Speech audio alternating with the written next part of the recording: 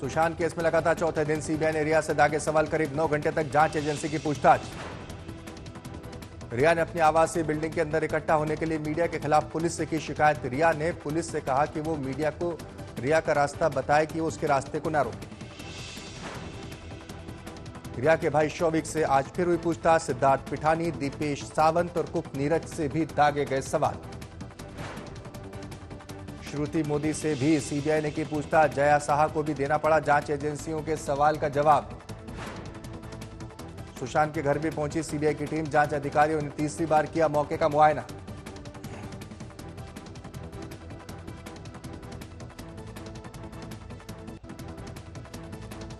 Hotelier गौरव आर्या से ED के सवाल जवाब। ड्रग्स कनेक्शन को लेकर कल फिर दागे जाएंगे सवाल।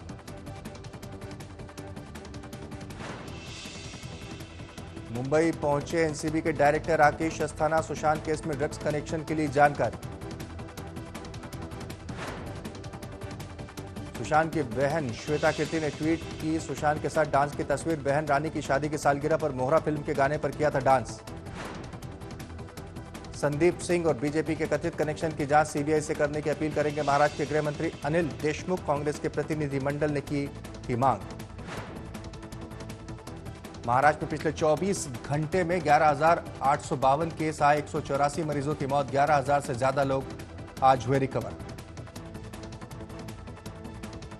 अनलॉक 4 में महाराष्ट्र में दी गई और ढील। 2 सितंबर से प्राइवेट दफ्तरों में 30% तक कर्मचारियों को आने की अनुमति। पहले 10% की थी इजाजत।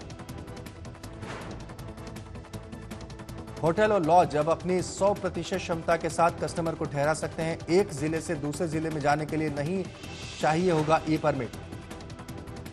सरकारी दफ्तरों में ग्रुप ए और बी के 100% अफसर दफ्तर आ सकते हैं। बाकी स्टाफ क्षमता का 30%। मुंबई, एमएमआर, पुणे और चिंचवड़ को छोड़कर बाकी पूरे महाराष्ट्र में सरकारी दफ्तरों में 100% अफसर और 50% स्टाफ के आने की इजाजत। केंद्र ने इस बार भी नहीं दी मल्टीप्लेक्स और सिनेमा हॉल्स को खोलने की इजाजत। मल्टीप्लेक्स एसोसिएशन ऑफ इंडिया ने सिनेमा हॉल खोले जाने की लगाई गुहार। 25 मार्च से बंद है थिएटर। मायानगरी मुंबई में जारी है बारिश। कई इलाकों में जलमग्न होने से लोगों की बड़ी मुश्किल।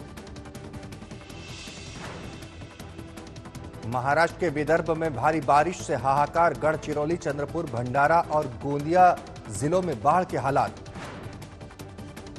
महाराष्ट्र के चंद्रपुर में बाढ़ ने किया बेहाल। 3 दिनों से डूबे हैं कई गांव। राहत और बचाव के काम में लगी है एनडीआरएफ और एसडीआरएफ की टीम। पुणे में डैम से वैनगंगा नदी में छोड़ा गया 10 लाख क्यूसेक पानी। आसपास के इलाकों में बाढ़ का खतरा।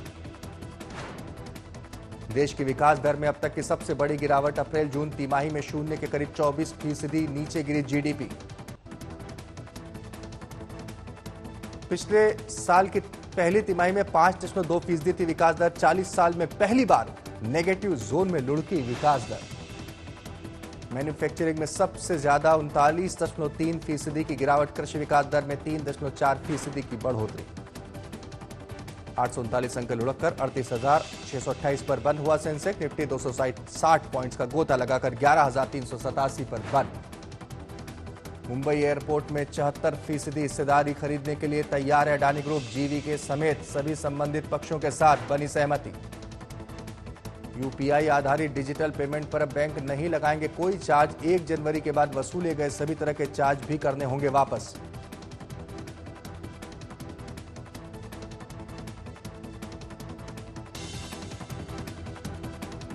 नमस्कार, मैं हूं भुवनेश सेंगर। आप देख रहे हैं आज तक। सबसे पहले खबर मुंबई में रफ्तार के कहर की, जहां एक बेकाबू कार ने 4 लोगों को रौंद दिया है।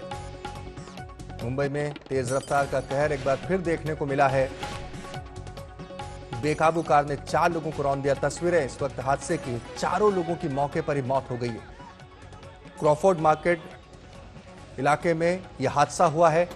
4 लोग घायल भी हुए हैं। तो आप सोच सकते हैं कि कार की रफ्तार कैसी रही होगी। सौरभ बख्तानिया हमारे सहयोगी पूरी जानकारी के साथ इस वक्त हमारे साथ में जुड़ चुके हैं। जी सौरभ। ये जो हादसा है ये 10 बजे के करीब हुआ था और ये बहुत ही ज्यादा तेज रफ्तार में गाड़ी थी। जो ड्राइवर की हालत है वो भी काफी ज्यादा गंभीर है। जनता कैफे नामक ये होटल है जहां पर ये तेज रफ्तार का सीधे अंदर घुस गई और वहां पर खड़े 8 लोग थे, जिसमें 4 लोगों की मौत हो गई है और जो 4 लोग हैं उनमें से 3 महिलाएं हैं और जो बाकी के 4 लोग जो इंजर्ड है उनको जेजे अस्पताल में ले जाया गया है और जहां पर उनकी जो कंडीशन है वो काफी ज्यादा सीरियस है और पुलिस अभी मौके पर पहुंच गई है और इस पूरी घटना की जांच में जुट चुकी है। गाड़ी कौन चला रहा था, कुछ पता चल पाया उसके बारे में? देखिए, अभी ये पता चल रहा है कि उसी इलाके का, जो साउथ मुंबई का ये जो इलाका है क्रॉफर्ड मार्केट, वहां का ही ये शख्स रहने वाला है और सोर्सेज हमें ये बता रहे हैं कि काफी कुछ दिनों से ये जो बंदा था वो तेज रफ्तार कार उस इलाके में चलाता था। कुछ लोगों ने उसे देखा भी था इस तरीके से कार चलाते हुए, तेज रफ्तार कार चलाते हुए, और आखिरकार आज ये इतना दर्दनाक बड़ा हादसा होता है। और ये कार, आपको बता दूं कि सीधे जो जनता कैफे नामक ये होटल है वो उस वक्त खुली थी होटल, वहां पे जो डिलीवरी है वो चल रही थी, वहां पर कुछ लोग मौजूद थे और उन 8 लोगों को रौंदते हुए ये कार सीधी होटल में जा घुसी। लोग वहां पर तुरंत पहुंचे, लोगों ने जो अफरा तफरी वहां पर मची, उन्होंने खुद अपने हाथों से कार को बाहर निकाला और जो इंजर्ड लोग थे उनको जेजे अस्पताल, जो नजदीकी अस्पताल है, वहां पर ले गए। लेकिन इतनी बड़ी ये दुर्घटना थी कि जिसके अंदर 4 लोगों ने मौके पर ही दम तोड़ दिया, जिनमें से 3 महिलाएं थी और 4 जो अन्य लोग हैं उनकी जो हालत है वो बहुत ही नाजुक बताई जा रही है और जिनका इलाज जेजे अस्पताल में चल रहा है। बहुत बहुत शुक्रिया सौरभ इस पूरी जानकारी के लिए। और अब बात सुशांत मामले में आज तक की एक्सक्लूसिव खबर की। सुशांत के परिवार वालों का कहना था कि उन्हें सुशांत की मानसिक बीमारी के बारे में कुछ भी नहीं पता था, लेकिन आज तक के हाथ सुशांत और उनकी बहन प्रियंका का वो चैट लगा है जो 8 जून का है। इसमें प्रियंका सुशांत को दवाओं के बारे में बता रही है।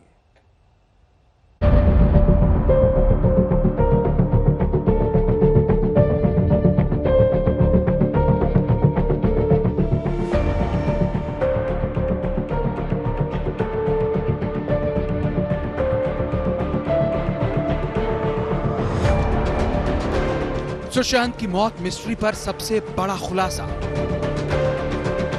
सुशांत के इलाज पर कौन सच्चा कौन झूठा। आज तक के पास सुशांत की बहन प्रियंका का भेजा हुआ पर्चा।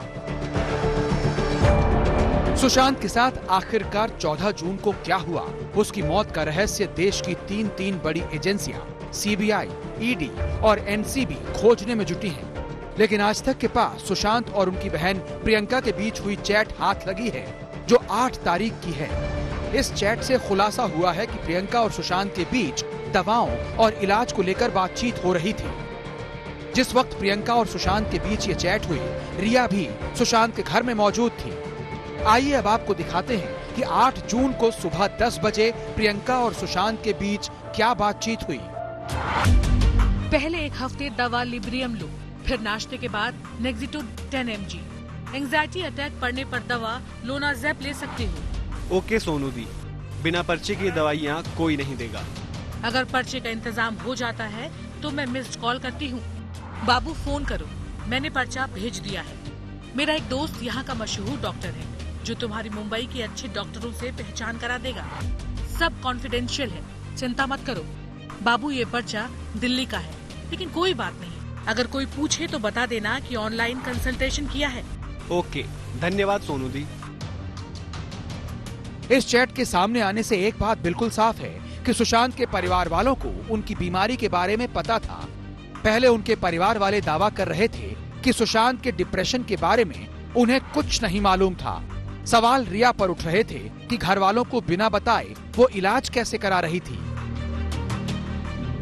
सब खुलासा हो गया है कि उन्होंने जो भी कुछ कहा है आज तक सब झूठ निकली है, क्योंकि 2019 में नवंबर महीने में जो भी उनके बारे में श्रुति से बातचीत हुई है, आज सुबह ही खुलासा हो गया है। अब देखिए दिल्ली के आरएमएल अस्पताल के डॉक्टर का वो पर्चा जो प्रियंका ने सुशांत को भेजा था। इसमें डॉक्टर तरुण कुमार के दस्तखत भी हैं। सवाल उठता है कि बिना मरीज को देखे हुए ओपीडी से पर्चा कैसे बना दिया गया। आज तक ने जब आरएमएल अस्पताल के डॉक्टर से इस बारे में उनका पक्ष जानना चाहा, तो तो उन्होंने बात करने से इनकार कर दिया, लेकिन सूत्रों से पता चला कि पारिवारिक दोस्त होने के नाते उन्होंने प्रियंका के कहने पर ये पर्चा लिखा था। दिल्ली से मिलन शर्मा और मुंबई से मुनीश पांडे के साथ साहिल जोशी, आज तक। सुशांत सिंह राजपूत केस में हर पल नए खुलासे हो रहे हैं। एक तरफ जहां सीबीआई रिया चक्रवर्ती समेत तमाम गवाहों से पूछताछ कर रही है, वहीं ड्रग एंगल को लेकर भी जांच तेज हो गई है। नारकोटिक्स सेंट्रल ब्यूरो की जांच यह इशारा करती है कि इस केस में ड्रग्स का एंगल काफी गहरा है, लिहाजा एनसीबी के रडार पर मुंबई के ऐसे तमाम ड्रग माफिया हैं जो बॉलीवुड सितारों को ड्रग सप्लाई करते हैं।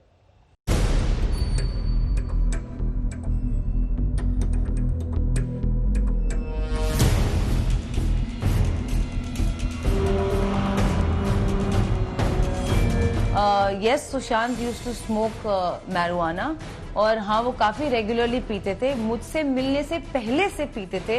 इनफैक्ट केदारनाथ की शूटिंग या उससे जरा सा पहले से उन्होंने शुरू किया था ये। सुशांत केस में ड्रग्स एंगल आया तो केस की दिशा ही बदल गई। मामला नारकोटिक्स कंट्रोल ब्यूरो के पास पहुंच गया। मुंबई में नारकोटिक्स कंट्रोल ब्यूरो की टीम अब इस मामले की जांच में जुट गई है। एनसीबी की टीम पता लगा रही है कि क्या रिया और उसके भाई शोविक के ड्रग्स माफिया से कोई कनेक्शन है। सुशांत, रिया और रिया के भाई को ड्रग्स कौन देता था। सूत्रों के मुताबिक सुशांत की मौत में ड्रग्स कनेक्शन को लेकर एनसीबी की टीम को कुछ लीड भी मिली। एनसीबी जल्द ही इस मामले पर कुछ खुलासा करने वाली है। सुशांत की मौत के मामले में ड्रग्स कनेक्शन की जांच के लिए दिल्ली से मुंबई पहुंची 5 मेंबरों की एनसीबी की टीम को तहकीकात के दौरान पता चला है कि मुंबई के कुछ ड्रग्स माफिया बड़े पैमाने पर बॉलीवुड के सेलिब्रिटीज को ड्रग्स मुहैया करा रहे हैं। लिहाजा एनसीबी की टीम इन ड्रग्स माफियाओं पर शिकंजा कसने की तैयारी में है। इसके अलावा सुशांत, रिया और रिया के भाई शोविक को कौन लोग ड्रग्स मुहैया करा रहे थे, इसकी भी तहकीकात की जा रही है। एनसीबी अब मुंबई में मौजूद उन ड्रग्स माफियाओं पर शिकंजा कसने जा रही है जो खास तौर पर बॉलीवुड सेलिब्रिटीज के बीच ड्रग सप्लाई करते हैं। इनमें सबसे पहले नंबर पर सबसे बड़ा ड्रग सप्लायर फारूक शेख उर्फ फारूक बटाटा है। फारूक अपनी शुरुआती जिंदगी में आलू बेचता था। वो अंडरवर्ल्ड के कुछ लोगों के संपर्क में आया और आज की तारीख में मुंबई का सबसे बड़ा ड्रग सप्लायर है। मुंबई में एमडीएमए के अलावा विदेशों से आने वाली ड्रग्स जैसे एलएसडी, गांजा, बड, कोकीन का सबसे बड़ा सप्लायर है फारूक। हाई प्रोफाइल लोगों के बीच फारूक की अच्छी पैठ है। मुंबई के तकरीबन हर बार और बड़ी पार्टीज में ये ड्रग सप्लाई करता है। फारूक के 2 बेटे सैफ और शादाब भी ड्रग्स के धंधे से जुड़े हुए हैं और बड़ी बड़ी गाड़ियों से सेलिब्रिटीज को ड्रग सप्लाई करने जाते हैं। एनसीबी इस पर शिकंजा कसने जा रही है। मुंबई के फिल्मी सर्किल में ड्रग सप्लाई करने वाला बहुत पुराना चेहरा है बकुल चंदेरिया। बॉलीवुड में एलएसडी और कोकीन का बड़ा सप्लायर है चंदेरिया। 2012 में मुंबई के जुहू में एक बड़ी पार्टी में ड्रग्स चल रही थी। मुंबई क्राइम ब्रांच ने छापा मारकर बकुल चंदेरिया को गिरफ्तार किया था। सूत्रों के मुताबिक चंदेरिया ऑर्गेनाइज तरीके से ड्रग का सिंडिकेट चलाता है। चंदेरिया के कई बड़े फिल्मी स्टार के साथ फोटोज भी एजेंसी के पास हैं। एनसीबी की निगाहें सुवेद लोहिया नाम के शख्स पर भी है। इसके अलावा एनसीबी ने मुंबई में ऐसे तमाम ड्रग माफियाओं की लिस्ट तैयार की है जिनकी बॉलीवुड में जबरदस्त पैठ है। अरविंद ओझा, मुंबई, आज तक।